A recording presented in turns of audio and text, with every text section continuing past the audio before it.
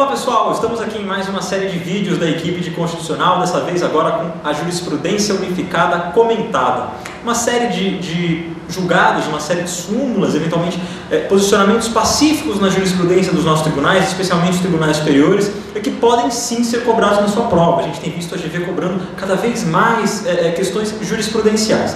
Eu vou falar um pouquinho com vocês sobre direitos individuais e remédios constitucionais. Eu selecionei duas ações do controle concentrado de constitucionalidade e algumas súmulas que tratam de dois remédios constitucionais específicos. O primeiro julgado que eu quero que vocês lembrem a respeito de direitos individuais é a ADPF 54. O que foi essa ADPF 54? Ela tratou do aborto do feto anencéfalo.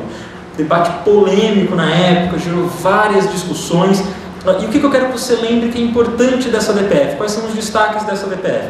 Lembra que essa DPF houve sustentação oral do Luiz Roberto Barroso, que hoje é ministro do Supremo Tribunal Federal? Pois bem, além disso, além dessa peculiaridade dessa ação, o que a gente teve de importante? A gente teve audiência pública, a gente teve a sociedade civil participando do julgamento da ADPF. O que foi a audiência pública? Num belo dia, o Supremo abriu consulta para que vários participantes, vários atores sociais fossem até o Supremo e dessem a sua opinião sobre o julgamento, sobre o mérito da causa. Então a gente teve segmentos religiosos, a gente teve associações, nós tivemos entidades médicas participando ali da audiência pública. Isso tudo, o que é importante disso tudo?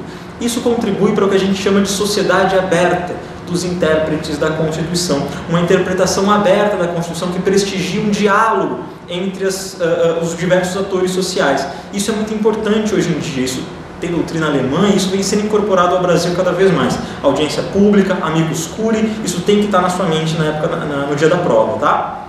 Além disso, o que foi importante ali naquela DPF? Um dos argumentos que foi utilizado foi da impossibilidade de sobrevivência do feto fora ali do útero materno, porque faltaria ali ao feto cérebro, desenvolvimento cerebral completo.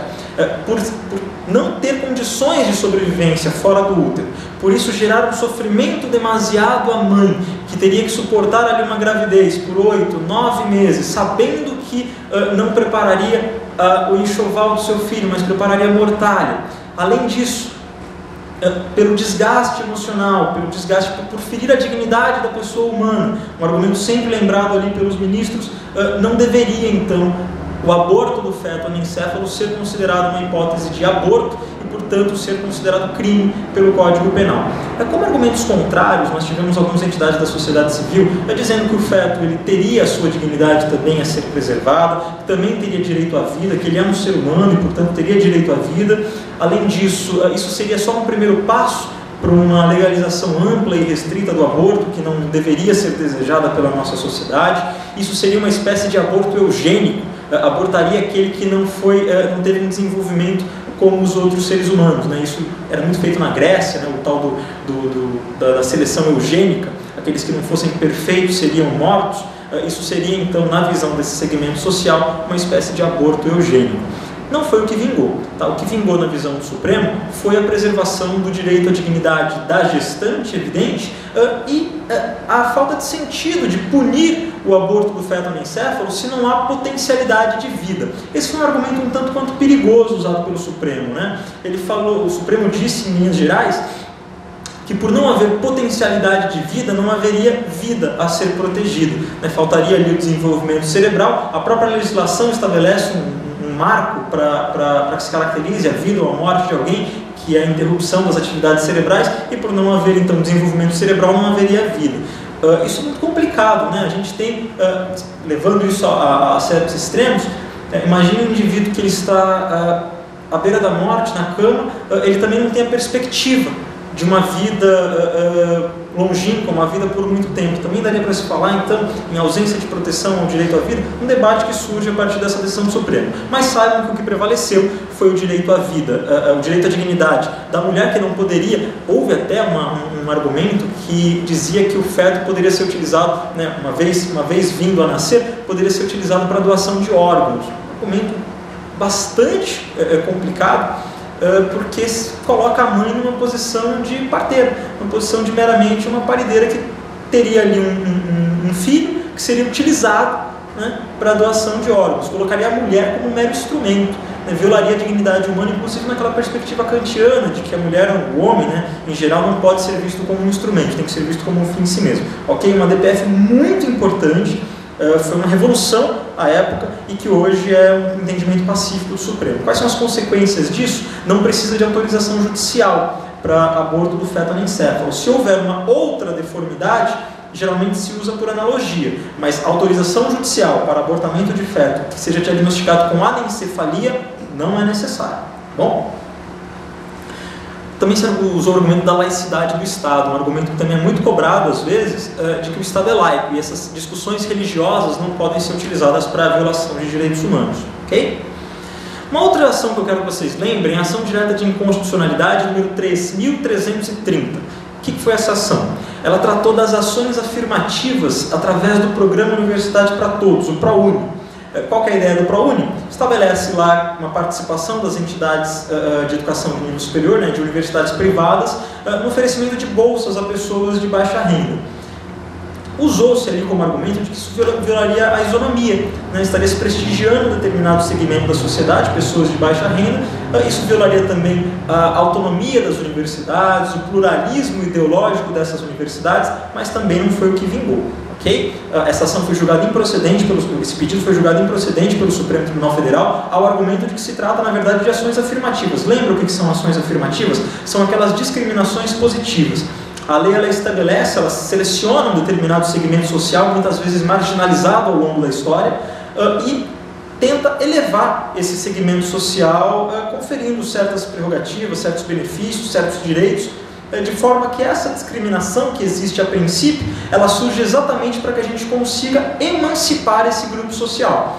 Por isso, então, esse foi o grande argumento dessa ação direta de inconstitucionalidade. Então, a lei que estabelece o ProUni, e aí eu trago também o exemplo da lei que estabelece cotas nas universidades, isso é constitucional. Na verdade, isso não fere a isonomia, isso prestigia a isonomia na medida em que permite que esses segmentos, esses grupos, alcancem a isonomia material. Ok?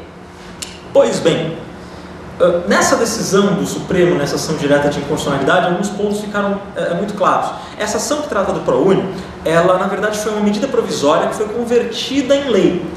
E o que o Supremo disse? O Supremo disse que a conversão da medida provisória em lei não impede que o Supremo analise os pressupostos da medida provisória à época em que ela foi editada. Ou seja, o Supremo poderia, mesmo aquela MP tendo virado uma lei, analisar se aquela MP, quando foi editada, tinha relevância e urgência, se não esbarrava em óbice material, se não se estava ali tratando de direito processual, que não pode ser veiculado, não pode ser disciplinado por medida provisória, se não se estava ali tratando de questões que são vedadas à medida provisória. Então, o Supremo pode analisar os requisitos da medida provisória, mesmo que ela tenha sido convertida em lei em sede de ação direta de inconstitucionalidade. Também se discutiu muito ali a legitimidade de uma federação, da FENASISP, para a propositura da ação direta de inconstitucionalidade. O que o Supremo falou? Não é parte legítima, não é legitimado ativo, porque o que a Constituição diz é que podem propor ação direta de inconstitucionalidade as confederações sindicais. Tá? Muito cuidado. Entidade sindical é uma coisa, confederação, que é a união de federações, é outra coisa. Quem pode propor a de confederação sindical? O sindicato não pode, tá? A confederação sindical pode. Fechamos? Vamos falar um pouquinho de mandado de segurança. Algumas súmulas que são entendimentos reiterados do Supremo sobre o assunto, algumas súmulas sobre mandado de segurança eu quero que você lembre para a sua prova. Primeiro, é constitucional lei que fixa prazo para mandado de segurança. É a súmula 632.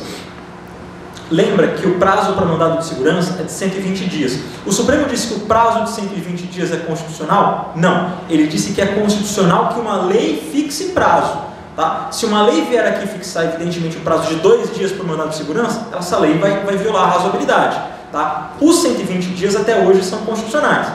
Uma lei que fixe um prazo maior ou menor, isso tem que ser discutido caso a caso. Agora, em abstrato, uma lei que fixe prazo, como a gente tem, é constitucional. Não cabe condenação de honorários em ação de mandado de segurança, súmula 512. Tá? Hoje a gente tem isso expresso no artigo 25 da lei do mandado de segurança, então não peça honorários no mandado de segurança, ok? Se cair um mandado de segurança para você na peça, não peça honorários advocatícios.